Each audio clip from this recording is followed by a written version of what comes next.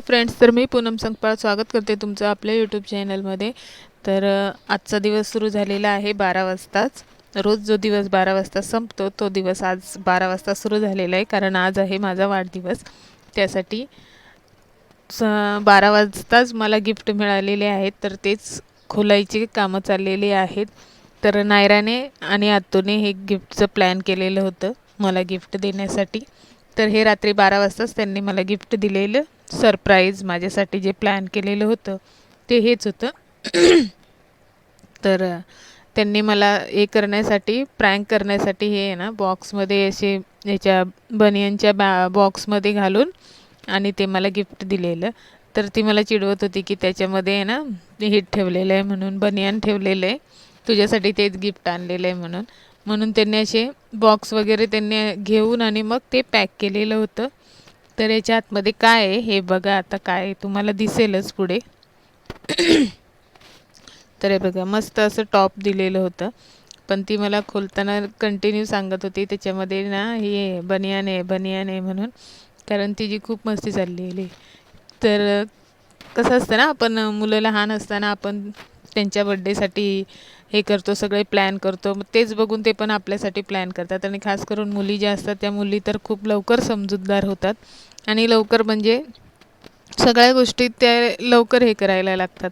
तर असंच नायरा नेहमी माझ्यासाठी काही ना काहीतरी प्लॅन करतच असते की हे केल्यानंतर मम्मीला चांगलं वाटेल. मम्मीसाठी करण्यासाठी ती नेहमीच, म्हणजे मम्मीसाठीच नाही तर घरातल्या सगळ्यांसाठीच तिचं ते प्लॅनिंग असतंच की प्रत्येकाला काहीतरी सरप्राईज, त्याचा बड्डे असेल तर सरप्राईज देणं किंवा गिफ्ट आणणं. मग ती भले ते स्वतः ती आणखीन हे करत नाही, म्हणजे पण सगळ्यांकडून पैसे पिगी बँकमध्ये ठेवणं, त्यातनं काढून आणि देणं, तर ही सवय तिची सगळ्यात छान आहे. म्हणजे प्रत्येकाला आनंद देण्यासाठी तिचा नेहमीच प्रयत्न असतो.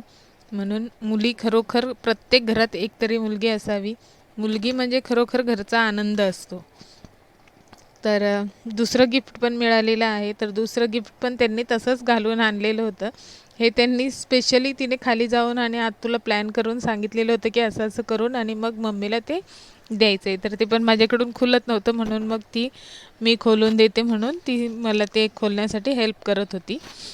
तर दुसरं गिफ्ट पण त्यांनी तसंच पॅक करून आणलेलं होतं. तर आता दुसरं गिफ्ट काय आहे हे पण बघा.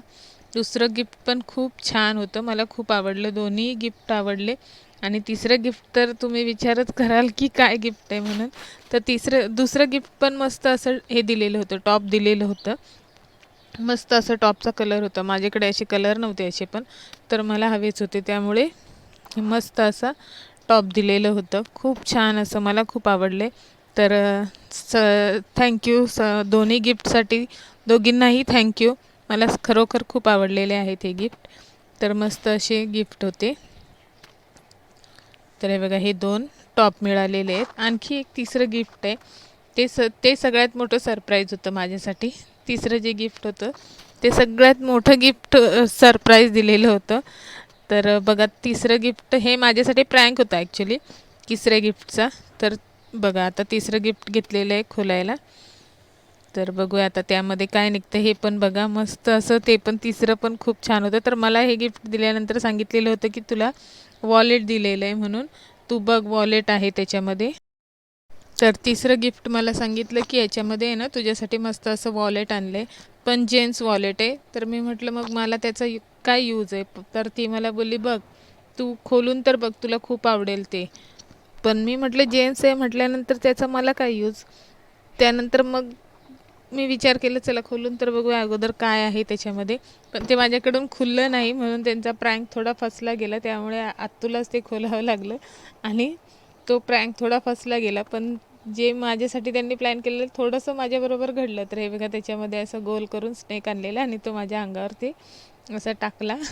तर हा माझ्यासाठी प्रँक होता त्यांचा तिसऱ्या गिफ्टचा. तर खरोखर खूप छान होते गिफ्ट आणि थँक्यू.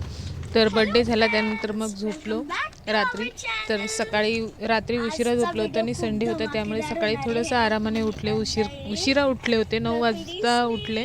तर उठल्या मम्मीचा फोन आला, कारण अगोदरच्या व्हिडिओमध्ये तुम्ही बघितलेलंच होतं की पत्रिका दिलेली होती.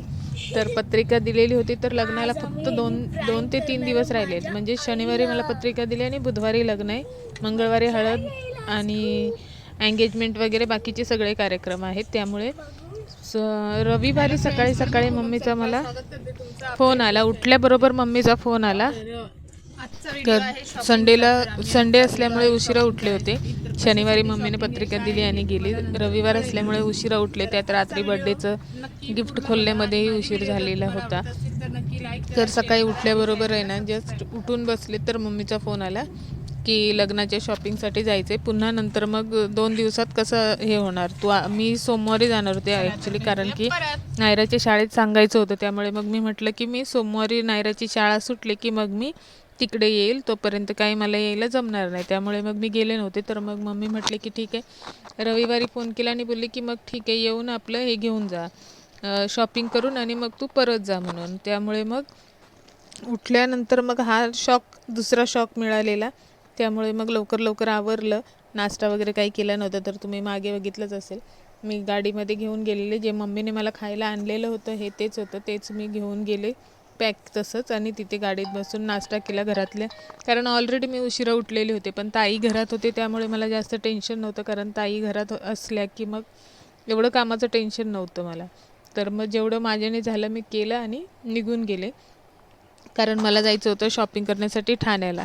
तर मग आम्ही ठाण्याला पोहोचलो. त्यानंतर मग ठाण्याला नाही, ॲक्च्युली अगोदर मुलुंडला गेले, मम्मीकडे गेले घरी, मम्मीला भेटले, आणि मग मम्मी आणि आम्ही असे सगळे निघालो. मग पुढे गेल्यानंतर ठाण्याला शॉपिंगला जायचं होतं. तर हे बघा, तो स्नेक नायरा घेऊन गेली होती. ॲक्च्युली तिने आजीवर पण केला याचा प्रँक, पण आजी घाबरली नाही. म्हणून मग मामाबरोबर करायला गेली, पण मामा त्यामध्ये फसला नाही. त्यामुळे तिचा पोपट झाला. तर त्यानंतर सगळ्यात अगोदर नायराच्या पप्पांचे कपडे घेतले आम्ही ठाण्याला गेल्यानंतर. कारण आम्हाला माहिती होतं आमचे कपडे घेण्यामध्ये खूप उशीर होईल, पण त्यांचे कपडे घेण्यामध्ये जास्त वेळ लागणार नाही. कारण बायकांचा छंद असतो कपडे बघायला गेल्यानंतर 10 तरी घालून बघणं. 10 कमी बोलले मी, जास्त. तर नायराच्या पप्पांचे कपडे घेण्यामध्ये जास्त वेळ गेला नाही. 15-20 मिनटामध्ये नायराचे पप्पांचे कपडे घेऊन झाले. त्यानंतर लेकीची बारी आली. तर लेकीचे कपडे घेण्यासाठी आम्ही 10 दुकानं फिरलो, तरीही लेकीला ते कपडे काही आवडत नव्हते. शेवटी 10व्या दुकानामध्ये आम्ही कपडे घेतले. तर मग ते पण त्यांनी सांगितले की आम्ही अर्ध्या तासात तुम्हाला तिच्या मापाचे करून देतो. कारण ते थोडे मोठे होते, जे तिला आवडले ते. त्यामुळे मग ते अर्ध्या तासात करून देणार होते. तोपर्यंत मग आम्ही विचार केला, तो अर्धा तास वाया घालवण्यापेक्षा आपण त्या अर्ध्या तासात साड्या बघून घेऊया. तर साड्यांचा प्रॉब्लेम असा होता की ब्लाऊज लगेच शिवून मिळणार नव्हते. त्यामुळे लग्नात तर साडीवर मॅचिंग ब्लाऊज पाहिजेच होते. मग आम्ही प्लॅन केला की आपण जे आपल्याकडे घरी बॉर्डरवाले ब्लाऊज असतील त्याप्रमाणे साडी घेऊया. म्हणून मग जे बॉर्डरवाले माझ्याकडे होतं त्याप्रमाणे मी घेणार होते, आणि मम्मीकडे जी बॉर्डरवाली साडी आहे त्याप्रमाणे मम्मी घेणार होती. तर मम्मीकडे रेड कलरच्या बॉर्डरचा ब्लाऊज होता, म्हणून मम्मी रेड कलरच्या ब्लाऊजला कॉन्ट्रास्ट असं साडी बघत होती, आणि माझ्याकडे होता तो थोडा स्काय ब्लू कलरसारखा होता, म्हणून मग मला तशी बघायची होती. तर मग सगळ्यात अगोदर मम्मीने सुरुवात केली, म्हणून सगळ्यात अगोदर मम्मीची साडी बघत होतो. तर ह्या सेमी पैठणी साड्या होत्या, छान होत्या. तर पुढे तुम्हाला पूर्ण व्हिडिओ बघाल तर त्यात तुम्हाला दिसेलच कोणती साडी मी घेतलेली. कारण मी काय शॉपिंग केली याचा व्हिडिओ मी बनवला नाही, तर कारण की मी घेऊनच आले नव्हते काहीच कपडे, मी सगळे तिथेच ठेवलेले होते. कारण साड्यांना फॉल बिडिंग करण्यासाठी तिथे ठेवायचं होतं. तर मंगळवारी कार्यक्रम सुरुवात होणार होती आणि सोमवारी त्या साड्या मिळणार होत्या. तर सोमवारी मी जाणार होते संध्याकाळी. त्यानंतर आम्हाला मेहंदी वगैरे बाकीचं काय जे कामं राहिलेले होते ते करायचे होते. त्यानंतर ठाण्याला जायचं होतं, म्हणून माझ्याकडे तर तो वेळच मिळाला नाही की मी साड्या कोणत्या घेतल्या आणि कशा घेतल्या हे व्लॉगमध्ये दाखवण्याचा, किंवा नायराचे कपडे कसे घेतले. तर हे तुम्हाला मी लग्नात घालेल तेव्हाच ते तुम्हाला बघायला मिळतील. त्यामुळे तसा काही व्हिडिओ मी केलेला नाही आहे. तर मग साड्या घेतल्या आणि त्या पण दिल्या फॉल बिडिंगला. ब्लाऊज काही मिळणार नव्हतं म्हणून ब्लाऊजच्या भानगडीत पडलोच नाही. पीस तसेच कापून आणि घेतले आणि साड्या फक्त तिथे ठेवल्या. त्यानंतर मग थोडंसं आणखीन बाकीचं राहिलेलं काही शॉपिंग होती, चप्पल वगैरे घ्यायच्या होत्या त्या घेतल्या.